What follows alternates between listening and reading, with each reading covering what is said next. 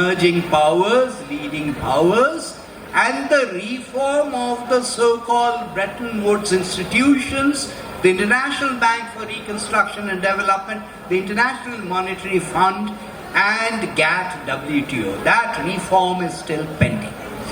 The word reform is often used, let's say in the domestic context. However you define the word reform, it involves competition, it involves a reliance on markets. Markets are not agricultural mandis. Markets are a theoretical construct that are used by economists. These markets always function in a certain historical context, often set by the legal framework. And the legal framework today for every policy of ours is the constitution of the country. And the constitution of the country is defined by three organs of state as mentioned in the constitution: the legislature, the executive, and the judiciary. So if reforms embedded in that institutional structure are to take off, one needs to reform these three also: the executive, the legislature, and the judiciary. Neither the earlier volume nor this volume talks about the legislature and the judiciary. We are saving it for the sequel after we have checked out what the Contempt of Courts Act has to say on this. Our essay is on the executive. It is on reforming of the executive, which normally does not always figure in the discourse on economic reforms. So we've talked about reform of the ministerial system, we have talked about reform of the bureaucracy, which really means, in the context of our essay, the All India services. There is an equally important area of reforming the civil services further down, because the cutting edge or the blunting edge of reform is often at the lower level of civil services, including the state government. So if you're going to criticize this book, you cannot possibly criticize it on grounds of commission. You will criticize it on grounds of omission. So I guess the defense would be, there will be at least one sequel, perhaps many sequels in the plural.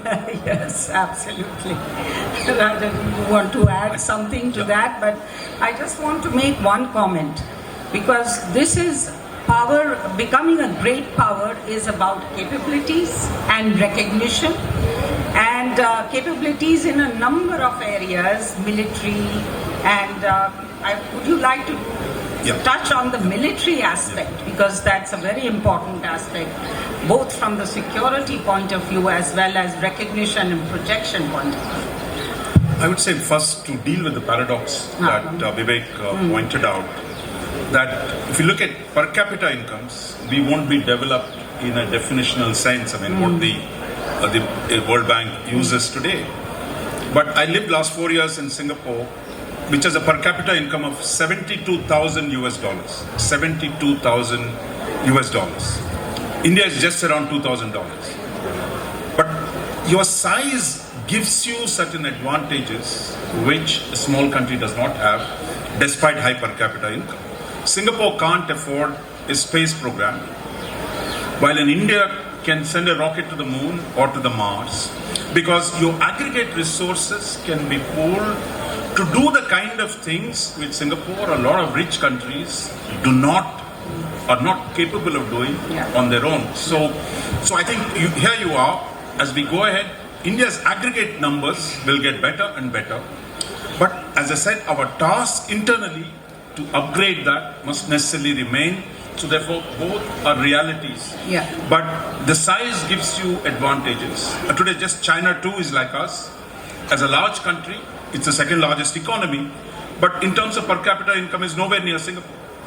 But then, the size gives it the kind of clout that it can use the international system for its own benefit, shape the rules around it, and dominate the international system.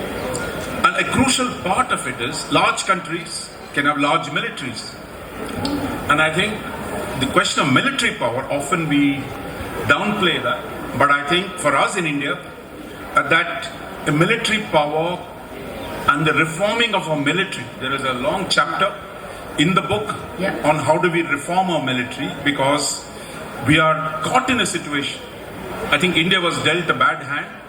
The partition of the subcontinent produced new sovereignties within the subcontinent, of having to defend the long and disputed borders in the post-partition siblings of India. A second challenge for us has been China's occupation of Tibet in 1950. China was not our neighbor. That's the reason why our border in the north is called the Indo-Tibetan border. But today it is a China-India border.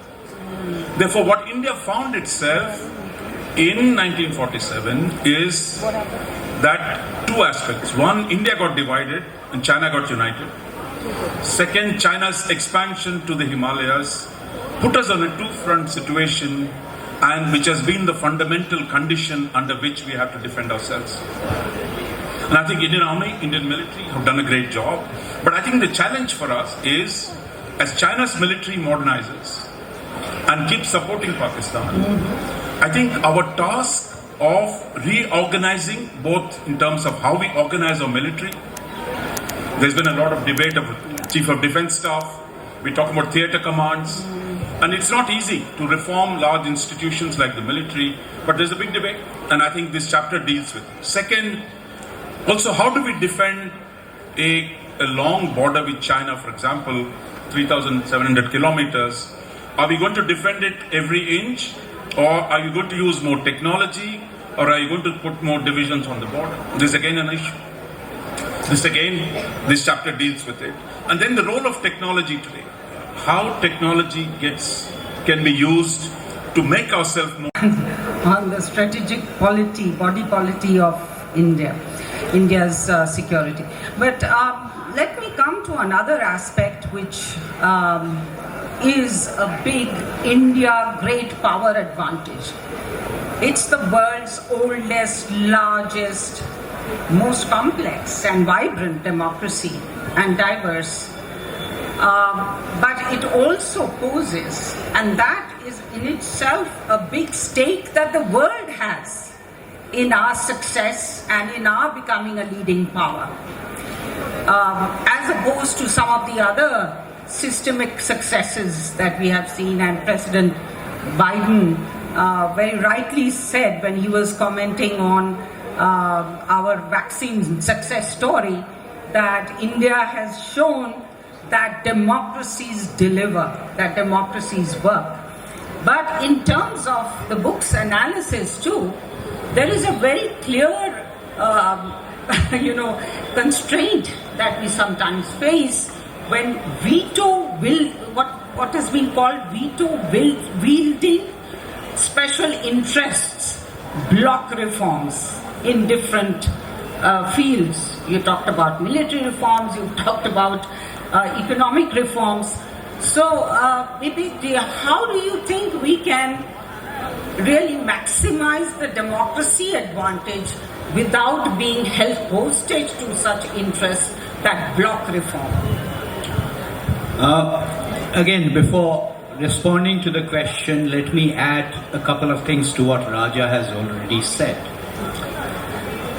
Angus Madison and his work, and those who followed his work, something like the first century India, of course India then is not quite what India is now geographically. India then was economically very important. But if you look at per capita incomes then, the difference as estimated in per capita incomes between India then and Europe then, that differential was very low, but that is not what made for the big difference. The main difference was the aggregate size of the economy. Some years ago, there was the famous Goldman Sachs Dreaming with the BRICS report. What we sometimes forget is that the Goldman Sachs Dreaming with the BRICS report had a real rate of growth on an average of 5.5% for India. The explosion that happened was because of the exponential power of growth. Ashley's essay in this volume has some projections, not his own, he is citing others, on what is likely to be the real rate of growth for India in the next couple of decades. And that's about 6.5%. The point being that if my timeline is 2047, the per capita income may be just about 10,000 US dollars, but the size of the economy will be pretty close to 20 trillion. Which means that if I'm not doing purchasing power parity, if I'm doing purchasing power parity, it improves even more. But which it means is, according to official exchange rates, in 2047, India will be the third largest economy in the world after China and the United States. You extend it by a few years and you come to around 2050, India will be the second largest economy in the world after China. Coming back to democracy, no essay in this volume directly addresses the issue of democracy. So let me give my personal opinion. Our essay also does not directly address the issue. Democracy and the correlation between democracy and development has been explored a lot empirically in the literature. And the literature establishes that democracy is neither necessary nor sufficient for development. So far as I am concerned, democracy is an end in itself.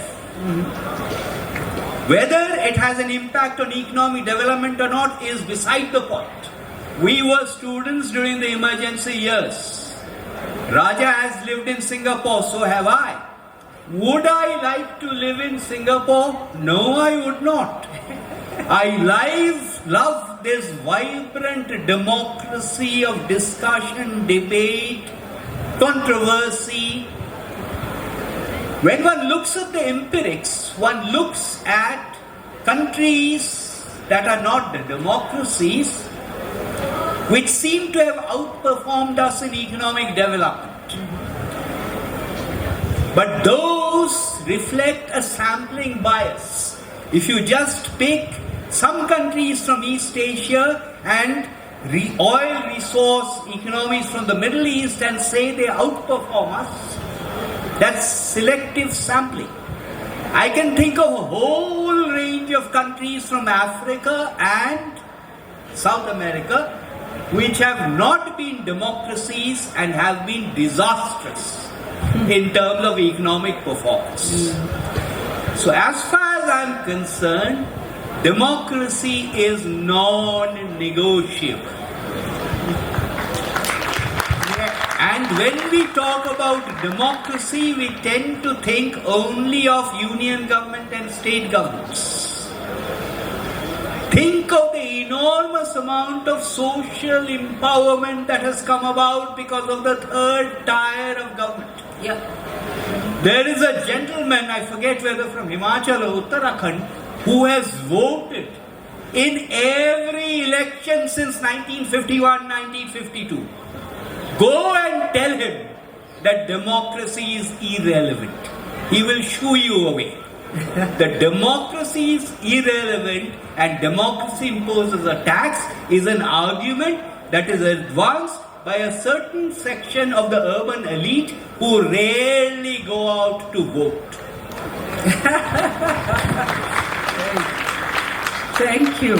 I think we are, before I give the floor for some questions, I just want to also, I second your idea that we need a sequel to this book, because I personally would like to see something more on this whole issue of soft power, India's civilizational state, and also